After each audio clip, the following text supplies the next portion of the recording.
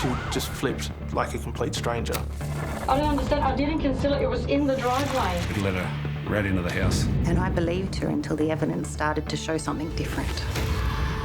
I'm sleeping next to your murderer. Deep down, she's really just a callous, cold-hearted killer. I thought, what are we going to do?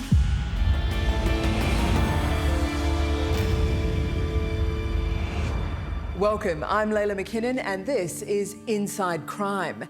Tonight we look at female scammers. Both staggering stories reveal the crazy lies told, the lengths they went to for money and the lives they destroyed in the process. One was the ultimate gold digger who preyed on lonely older men and weaseled her way into their hearts and bank accounts. But first, an outwardly sweet young woman who not only lied about horrific crimes against her innocent husband, but took down an entire family and their world with her. Dan Jones lived every man's nightmare. Falsely accused of rape by the woman who claimed to love him. You've gone from meeting this innocent, sweet girl to this premeditated monster. Sarah Jane Parkinson had a big smile and a little girl's voice. When Daniel attacked me, which hid a wicked heart. hand on my heart, I know it was Daniel. I recognised him. When her cunning web of lies brought down her fiance, She just flipped like a complete stranger. she turned on his parents. This was a battle. Identify your enemy, know who they are, marshal them, corral them, and finish them. But police believed Parkinson's despicable claims. The incarceration of someone is supposed to be the last resort of the law. Dan Jones was thrown into jail. His last words to me on that phone call were, "I love you, son," and I could hear his voice breaking. The Jones family destroyed. It took one good cop to finally unmask this serial liar. Sarah destroyed that family. It all began back in 2011 when Dan Jones, then 25, met 20-year-old Sarah Jane Parkinson. He was an AFP officer working as a dog handler, and she was an airline employee. They fell in love and within months were planning their wedding and building a house. She was very kind of girly and cute and innocent and very kind of a little bit old-fashioned as well. Like she always, dressed very nicely. She always wore, nice dresses and like frocks and all that kind of thing. She was immaculate. Her dress, her appearance, her manners, everything was just perfect. They don't come more solid than the Jones family. Michelle, a librarian, and Ian, a former Navy engineer, had been married 30 years and they wished the same for their son. The family welcomed Parkinson into their hearts and home, but within a year, they began to doubt Dan's dream girl. She didn't have friends, and her many stories about a troubled past worried them. She was raped by apparently from one of her friend's fathers. And yeah, apparently there's been a few other boyfriends that have been abusive. She has had a bad run of boyfriends. Any suspicions, though, were outweighed by sympathy, and Dan forged ahead with their plans together. But it all changed in 2012 when Sarah Jane Parkinson started a new job at Queanbeyan Police Station as a clerical assistant. She started staying out with work colleagues, and it's where she met her new lover, a New South Wales policeman. Parkinson soon began weaving an intricate web of lies, claiming that she was a victim of domestic violence. When Parkinson came to work with bruises, police said she told them Dan was abusing her. What she failed to mention was that she suffered a heart condition which made her dizzy and tunnel vision, all of which contributed to a series of household accidents and injuries. She was always clumsy and we always kind of used to make a bit of a joke. So every time she'd have like a fall or she'd hurt herself or walk into something, she'd laugh it off and it'd be just typical Sarah. That's just what she did. But what she was doing was giving herself a bruise or a mark that she could then weave into her tale. The first Dan knew that police were investigating him was nearly 2 years into their relationship, when Sarah Jane Parkinson's boss, Inspector Anthony Hill, called him to the police station for what he called a chat. Dan decided to take his dad, Ian, along with him, and what they told him was shocking. They want to put a AVO against me for abusing Sarah. I was like, well, I haven't done anything. You know, I was furious. I'm sitting there going, for what? Inspector Hill said that he had 5 people that he would be willing to put up on the witness stand against me if I was to fight it. 5 witnesses to events that never took place. And she says she doesn't want to speak to you about it. Daniel came back very agitated. Ian was quite angry. I was starting to get the suspicion we'd let a rat into the house. Parkinson blames her overprotective police colleagues for the AVO. I actually queried her directly about it by herself, and she's, no, there's nothing. Daniel's never hurt me. I can't imagine he ever would. He loves me, I love him. She's an accomplished liar. Dan and Parkinson continue their lives together. He knows he's innocent, but he's beginning to have other concerns. He suspects she might be cheating. With, you know, some of the mobile phone messages and ringing and late at night, I said, so you're cheating on me? And her body language said it all. I was crushed, but I was more angry at the moment. I was just furious, you know. I just built a house, you know. She'd moved in with me, everything was going well. I had, you know, a good career. I had, you know, my dream car I always wanted. I had, you know, everything was going right. And on that instant, everything just went to shit. The relationship ended in November 2013.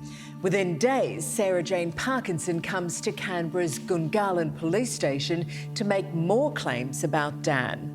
This time, they're so extreme that to believe them is to believe Dan is a monster. You don't get a chance to defend yourself. You're pretty much just going, didn't happen 32 times. And like some of the charges that get written out to you, like they're disgusting. Like, they're the worst allegations a guy can be, you know, charged with. Or it's filthy. The allegations ranged from rape, striking her on the head with a lump of wood, a tyre lever, urinating on her, and that he forced her to stand outside in the rain. I mean, they were horrific allegations, some of the worst of, you know, in the domestic violence you'd see. And that just makes me furious. You've gone from, you know, meeting this innocent, sweet girl to this premeditated monster who's capable of making all these allegations against you without a care in the world. And you just sit there and go, who's this person? She just flipped. She was like a complete stranger. On Christmas Eve 2013, Dan's world falls apart.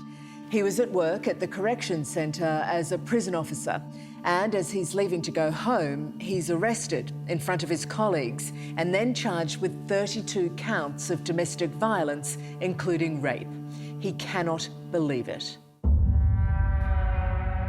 Dan has lost nearly everything: his home, his job, and his reputation.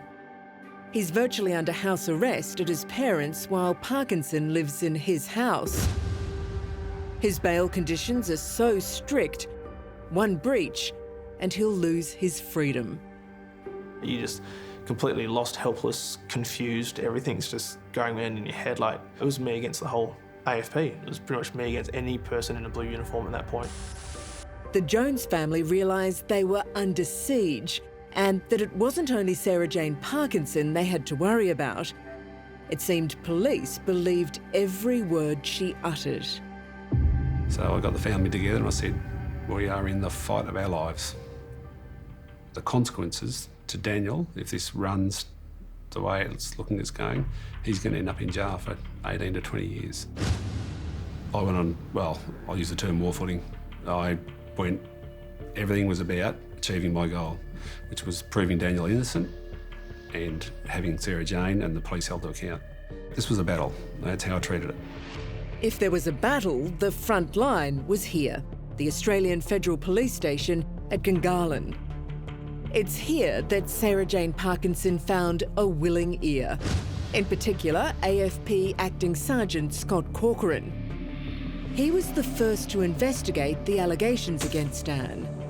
Corcoran has since left the force.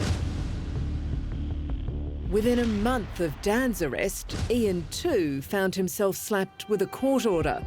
One breach of that order and he could also be sent to jail, something he believed Parkinson was aiming for. We were literally besieged. And while the Jones family lived under siege, Sarah Jane Parkinson set up her new life with her policeman lover, taking up residence in the home Dan had built. And I was paying for a mortgage for him and his 3 kids to live in my house. They had everything I ever worked for, and I had nothing. For this family that had only ever done things by the book, Parkinson's next move was incomprehensible. On March 21st, 2014, a posse of police officers arrived at the Joneses' home to arrest Dan. They just jumped the gate and just slammed Daniel up against the wall here. So there were 4 men on top of Daniel making the arrest. And I had no idea what was going on. They didn't tell me I was being arrested. They didn't tell me what for. I thought, here we go. Today's the day. This is where it starts. Dan Jones was charged with yet another sexual assault of his wife, Sarah Jane Parkinson. A story she would add more and more shocking detail to over the coming week. Parkinson's final account was of a violent and horrific rape. And utterly untrue. What no one realised was that this photograph of Dan holding his nephew Hunter was proof he couldn't have done it. It was taken earlier on the day of his arrest by his sister-in-law. Crucially stamped with date, time and location, it showed Dan could not have been anywhere near Parkinson at the time she claimed he'd raped her.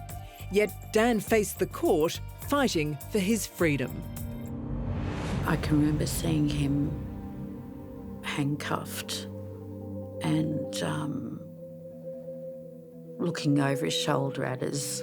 It became a habit of mine to go, chin up, shoulders back, chin up. So serious was the charge of rape that Dan, a former prison officer, was denied bail and sent to Australia's toughest jail, Goulburn's Supermax. The former prison officer in a jail that houses the worst of the worst. Probably the worst day of our lives, that one. The taking of someone's freedom is supposed to be the last act. Daniel was banged up so fast it wasn't funny. And if anyone found out who he was while he was in there, he was dead. I got one phone call. I spoke to Dad and he said, we'll get through this and everything. And his last words to me on that phone call were, I love you, son. And I could hear his voice breaking. He's the strongest guy I know, and if he was struggling to get through it, then how was I expected to do the same? Outside the jail, his family is desperately trying to free him and undo the damage done by the woman who once claimed to love him, Sarah Jane Parkinson. But this was not the first time Parkinson has accused an innocent man of rape. She'd made me feel as though I was guilty of everything she'd said, everything. 10 years ago, Parkinson accused Keith Lewis of raping her and threatening to kill her and her family. They were extraordinary allegations because at the time, Parkinson's best friend was Keith Lewis's daughter, Sarah. This is a girl who I trusted my life with, and why would she lie? But my dad wouldn't do that. But why would someone lie? I felt like my heart had been ripped out, and I was looking at people thinking, what are they judging me? That's what my thoughts were, and I remember going to the bedroom and just bawling my eyes out, just thinking about this. What do I do here? But Parkinson's hideous claims didn't end there. She also accused Keith of sexually assaulting his own daughters, Sarah and Rebecca, and abusing other girls at their school. Accusations that were all lies, but devastating for this family. My dad said to me, he held me and he cried and he said, I didn't touch her. And he was crying, and to me that was the most heartbreaking thing that you would ever have to see or hear from your dad. This strong, stoic Navy, person that I've always looked up to hold you, bawling his eyes out, saying, "I did not touch her, I promise you." I'm defending myself over something that I haven't done. Police agreed Keith Lewis didn't have a case to answer, and he was never charged over Parkinson's allegations. But Keith's family, his wife Robin and daughters, are still hurting. I just feel this helplessness that I just don't understand. I want to scream at her and ask her, why would you ever do this to us? But I can't. I feel broken when I see someone that could do such a horrible thing to such a good person. I hate what this has become, and reading through everything, I have concerns for physical and mental health. It's the same question being asked by Dan Jones. In his daily letters from jail, he writes about his confusion, frustration, and despair. I'm scared. I shouldn't be because I've done nothing at all. But there is a small percentage of me that tells me I'm fucked. And there didn't seem to be any good news. Dan's parents were now faced with telling their son his time in jail while awaiting trial might be many more months. And he sat there and not a word. He just had tears coming down his face, and I thought, what are we going to do? And I said to him, "Daniel, I have to ask you about your will." And because we knew it was dangerous, him being in there. When Sarah Jane Parkinson escalated her claims of harassment by the Jones family, the case was handed over to the AFP's Criminal Division, Detective Sergeant Lisa Alexander. And I believed her until the evidence started to show something different. She was a godsend, an absolute godsend. Without her, he'd probably still be inside. Now under suspicion for lying about the crimes her husband allegedly committed, Detective Sergeant Lisa Alexander questions Sarah Jane Parkinson. Can you tell me, in your own words, what your understanding of the caution is? That I can choose if I say or do anything, and whatever I do or say can be used as evidence. Yeah. For the first time, Sarah Jane Parkinson's allegations were being scrutinised. And Parkinson didn't like it, saying so in text messages to her police confidant, Acting Sergeant Scott Corcoran, who is now no longer in charge of the case. In one, she wrote to Corcoran, "Lisa showed up at my work on Sunday and caused a bit of a scene. She is horrible, and I don't want to talk to her again." If Parkinson was rattled, it was for good reason. Lisa Alexander was scrupulous in her investigations. And I believed her until the evidence started to show something different. There were a number of photos on Sarah's phone that I saw, and Sarah appeared to be very happy. During those dates, Dan was in jail. So I found that very difficult. Hand on my heart, that was Daniel. I know it was Daniel. I recognised him. You're saying that you drove past their house. Doesn't make any sense. I know, This is the actual audio of the police interview where Parkinson is being called to account for the raft of allegations she's made against the Jones family. We put it to you, Sarah, that you reported it stolen, falsely accusing them of offence. No. Now, Parkinson was claiming a pattern of persistent harassment, threats and theft implicating Dan's parents, Ian and Michelle, and his brother, Andrew. They're allegations that will finally reveal her to be a liar. I think it was just sheer desperation. Like, it's been a rough few years with Daniel. Parkinson made many accusations, including that she was driven off the road and attacked by a man wielding a knife. The steak knife Parkinson claimed was used to attack her was her own. We did a search warrant, and the set of 6 knives was only 5 knives. We had those knives later compared, and that was one of the set of 6. ACT Police, Alyra speaking. Hi, my name's Sarah Parkinson. My power was cut off before, but I had a lock on the power box, and that's gone now. Parkinson also implicated the Jones family in multiple break-ins at her house. Police Operations, Jane speaking. Hi, my name's Sarah Parkinson. Last week, my house got broken into, and one of the things that was taken was my iPad. Then she claimed her iPad had been stolen and that software indicated it was at the Jones house. It's a bit of an ongoing thing at the moment. I'm giving evidence in a trial against my ex-partner, and his family's been harassing me, and the house has been broken into 8 times. The lies kept coming. This time, Parkinson claimed that someone had broken into her car at work, probably the Jones family, she said.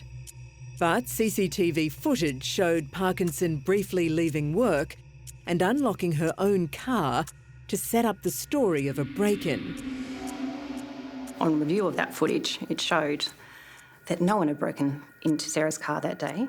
We watched all the footage, and it was clear to me by the end of watching that footage that Sarah had lied. If she's lied to me, perhaps she's lied to the earlier investigators.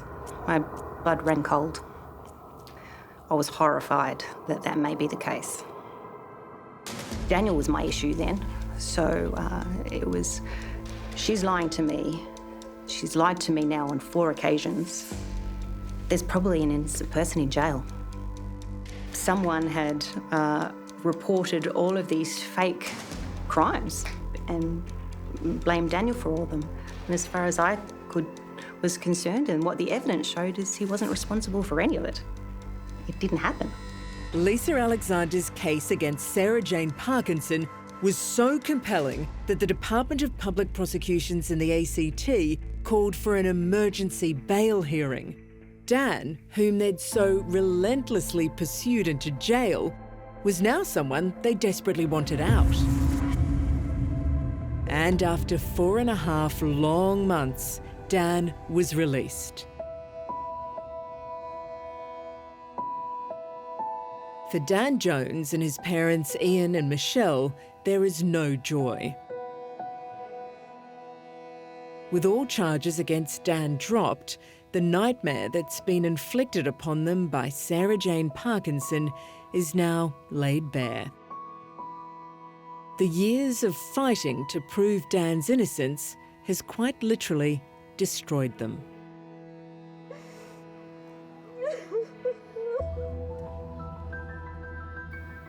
Daniel's lost his career, his reputation, his livelihood, his house. Michelle and I expended huge amounts of money, which resulted in, significantly contributed to our divorce after over 30 years of marriage. It's shattered any belief we've got in the police, the legal system, the judiciary, the DPP. It's destroyed our family. It has ruined us. I think she's a lying, vindictive, cancerous human that should not be around other people at all.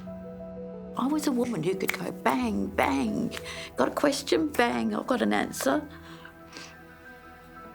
You know, I was a professional. I was in a professional position. All that's gone. You know, my marriage is gone.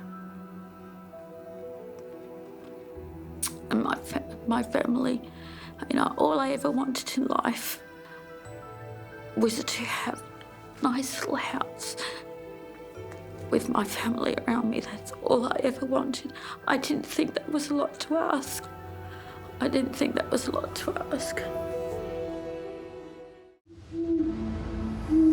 For 5 years, Parkinson vigorously fought the charges brought against her by Detective Lisa Alexander of falsely accusing Dan Jones of rape and abuse. But Parkinson finally pleaded guilty, admitting to the court she'd made it all up. She was sentenced to prison for 3 years and 1 month. At least 2 of those years will be spent behind bars. So, why did she do it? Well, according to the DPP, Parkinson was motivated by greed, the house and money she hoped to get when Dan was locked away for years.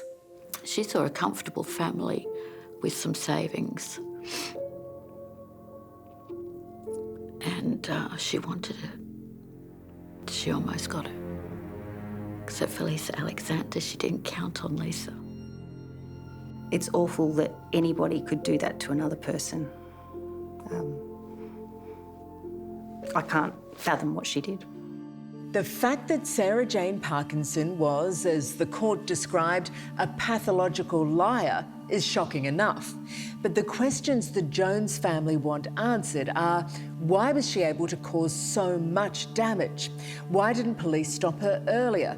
And why didn't the DPP test the evidence police claimed they had? Sarah, in my opinion, knew the system. There are many protections put in place for real victims of domestic violence and sexual assault. And my opinion is that Sarah knew them and she abused them. Dan was never guilty, but proving his innocence cost the Jones family more than $600,000 and everything they owned. It's money they should never have had to spend, and despite the family's pleas, it's money none of the authorities involved are willing to repay. You know, obviously, without Mum and Dad's financial backing, then, you know, I'd be in jail, simple as that. So it's torn our family apart. Sarah destroyed that family. It's awful what happened to the Joneses. I can't even imagine what it would be like. Dan didn't do anything to cause this. Dan Jones is now living in Perth, as far from Canberra as he can possibly get. And remarkably, he's found love again with his new girlfriend, Bridget.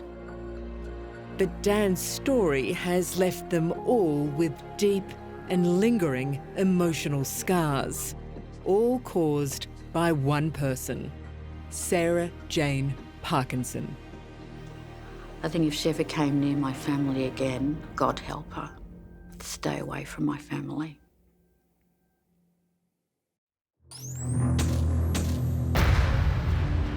Vicky of Aandis was a middle-aged woman with a voracious appetite for money.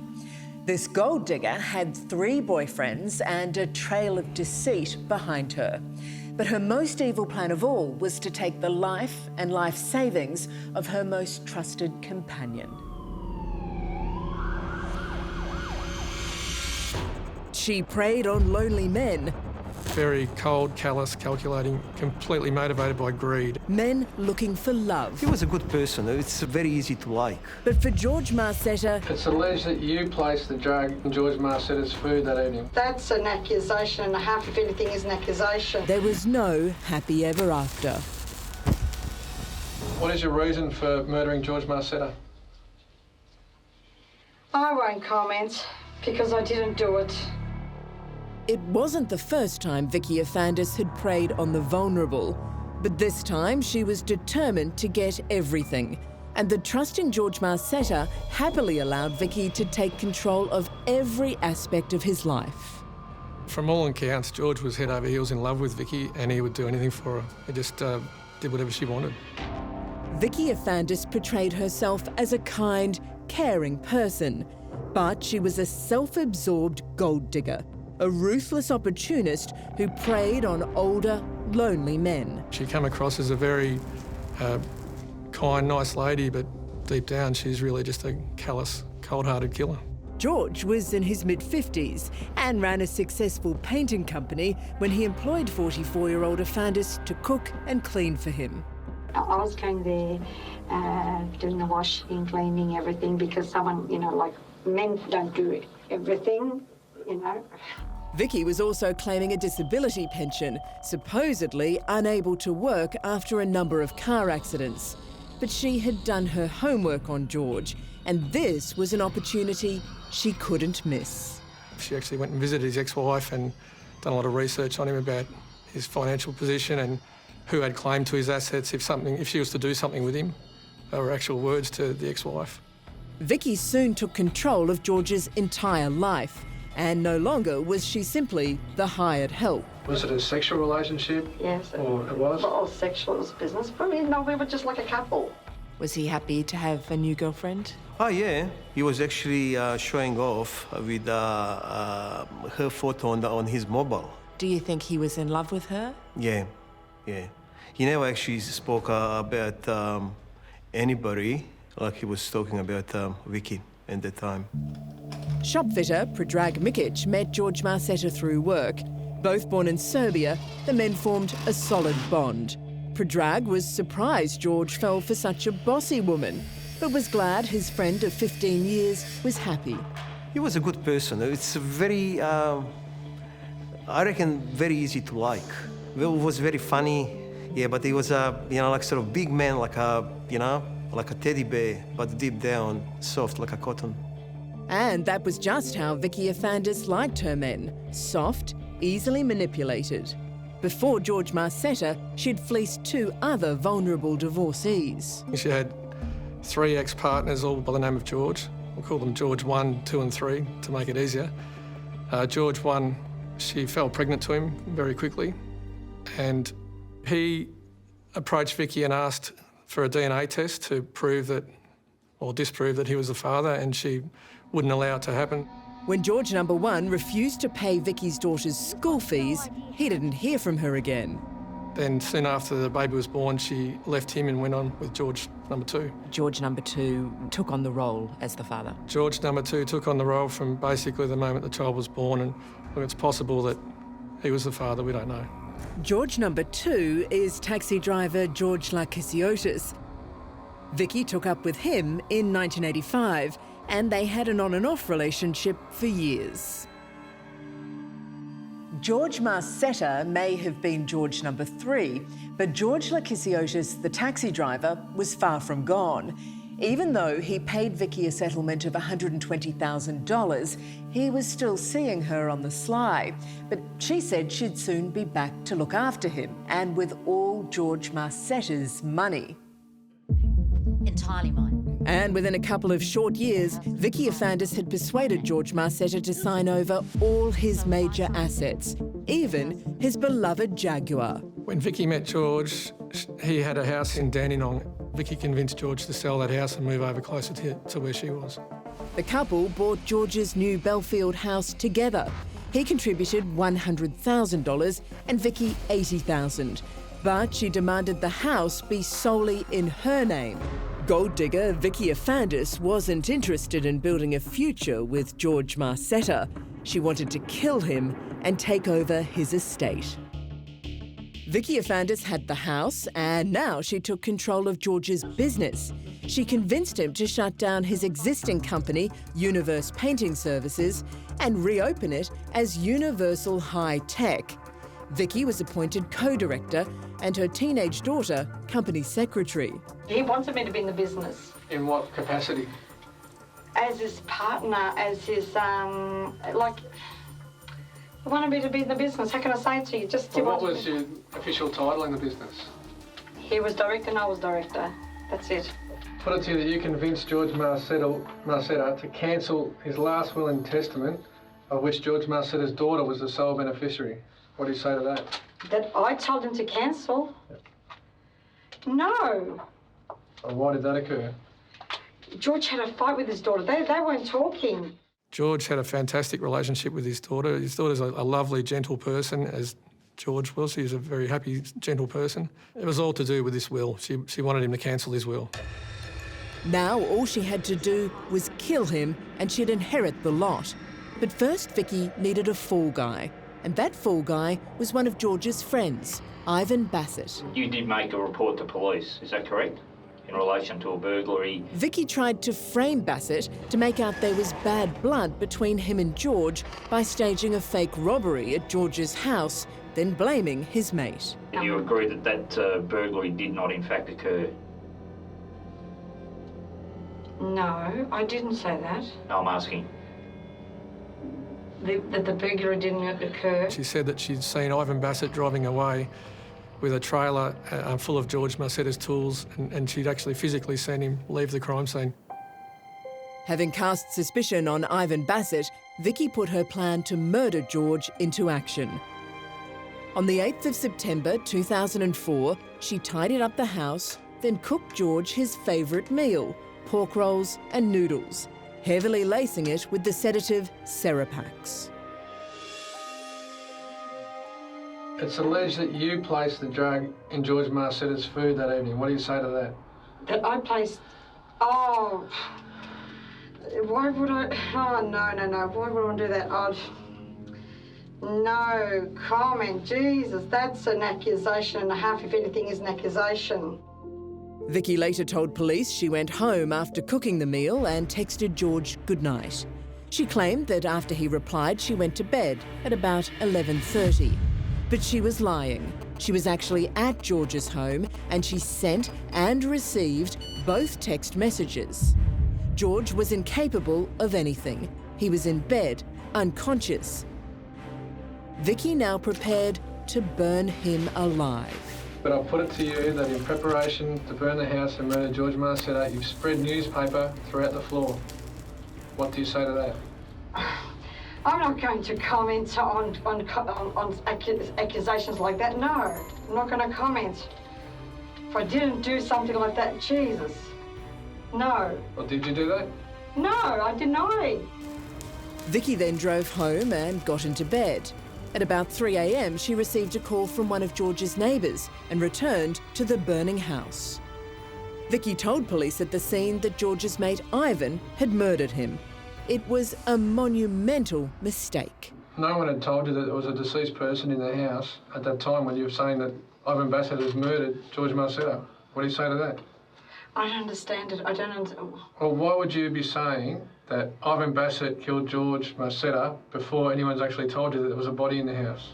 Early the next morning, George's best mate, Predrag Mikic, received a call from Vicky telling him the house had burnt down. She goes, George is gone. I said, where did he go? She goes, he died. I was just trying to picture George in that moment because I was very close to him. Vicky's lack of emotion was deeply unsettling. Even at George's funeral, she didn't appear to be upset. My impressions were that she was just a very calculated, cold-hearted, evil person. George Marcetta died in a house fire lit by his partner, Vicky Aandis. And while police found Vicky's behaviour highly suspicious, there was one crucial detail that had them stumped. A neighbour had spotted a late-model Ford Falcon in George's driveway on the night of the fire. They needed to find the owner of that car. We just door-knocked every car hire company within a massive radius and come across it. Police finally found the mystery car at a rental dealership. Vicky, who had access to 3 other cars, had secretly hired it 2 days before the murder and returned it just hours after the fire. She even asked the attendant to rip up the rental agreement. Fortunately, they didn't, and it was to be another damning piece of evidence against Vicky Aandis. No other person, other than yourself, was aware that you had possession of that hire car from your car. What do you say to that? No one was aware. Nobody else was aware. What difference? What does that? What does that mean? What does it make? Does it make? Do I have to advertise the fact that I'm hiring a car if something gets broken down? I mean, do you have to do that? I don't understand. I don't understand. I didn't conceal it. It was in the driveway. The police now had a strong case against Vicky Aandis. Detectives charged her with George Marcetta's murder. And while Vicky was in prison awaiting trial, there was another breakthrough. She confessed to fellow prisoners. I knew nothing about the murder. I don't read newspapers. I never saw anything on television. What I know came from Vicky's mouth. Anne was Vicky's cellmate at the correction centre, and her evidence would prove crucial at the trial. I says, well, did you do it? And she hesitated and she says, Well, we done it. It was all arranged. I tried not to show her my shock, my face, because I'm thinking, my God, I'm sleeping next to a murderer. Then she told me that she was sick of people, George lending money to other people, and it was all about Vicky. And control and arrogance, very arrogant. It had to be her way or the highway. With Anne's new evidence and a compelling circumstantial case, Vicky Aandis was found guilty of George Marcetta's murder. She was sentenced to 24 years with a non-parole period of 20 years. Today, justice was served for my father. He was a good man, very hardworking, loved and respected by all his family. I've never met anyone like Vicky Aandis in my life, never. She's evil, terrible. She's where she belongs. And in killing George Marcetta, I used to gain all of his assets. The house at 140 Liberty Parade, the business of Universe High-Tech Construction and Interior, and other chattels and possessions of George Marcetta. What do you say to that? I won't comment, really, I won't comment. Just how many people fell victim to Vicky Aandis, she's not saying.